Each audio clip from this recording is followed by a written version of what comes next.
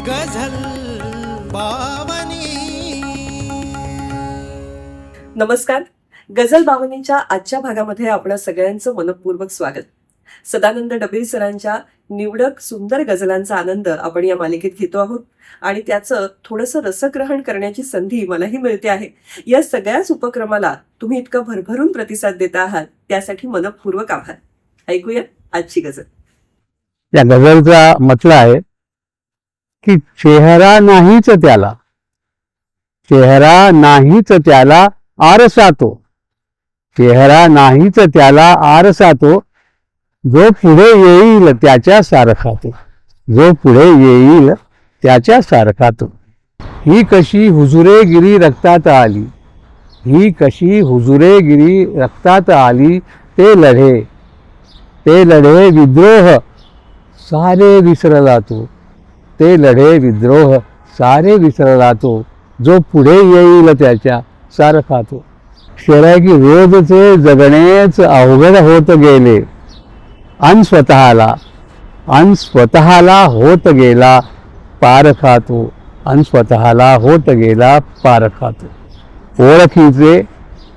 ओळखीचे वागले परक्याप्रमाणे, ओळखीचे वागले परक्याप्रमाणे, होत गेला खिन्न आणि एकटा तो, होत गेला खिन्न आणि एकटा तो. आणि शेवटचा शेर आहे की आरसा खळकन फुटावा पाहताना, आरसा खळकन फुटावा पाहताना, बघ तसा तुकड्यात साऱ्या विखुरला तो, बघ तसा तुकड्यात साऱ्या विखुरला तो. या गझलचा मतला ऐकताच मला जुन्या ओळी आठवल्या. पानी रे पानी तेरा रंग कैसा, जिसमें मिला दे लगे उस जैसा. जणू त्याच धर्तीवर सदानंद डबीर सर विचारतायत, आरशा तुझा चेहरा कसा? उत्तर ये, जो माझ्यात पाहिल तसा.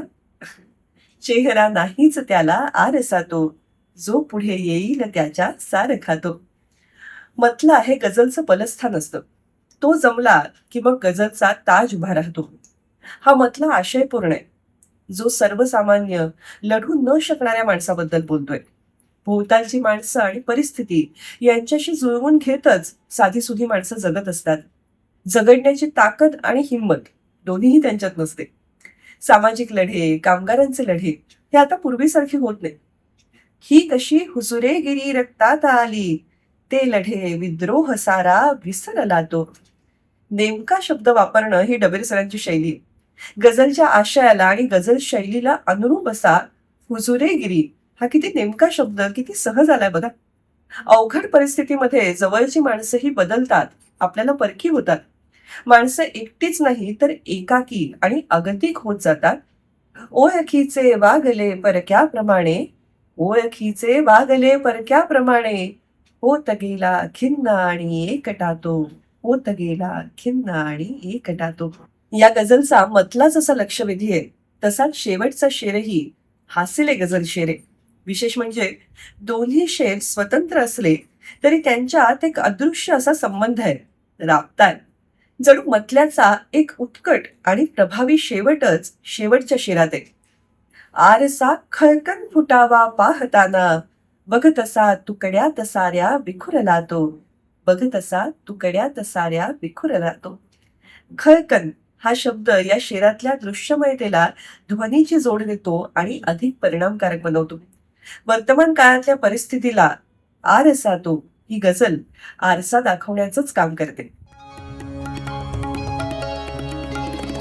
गझल बावनी.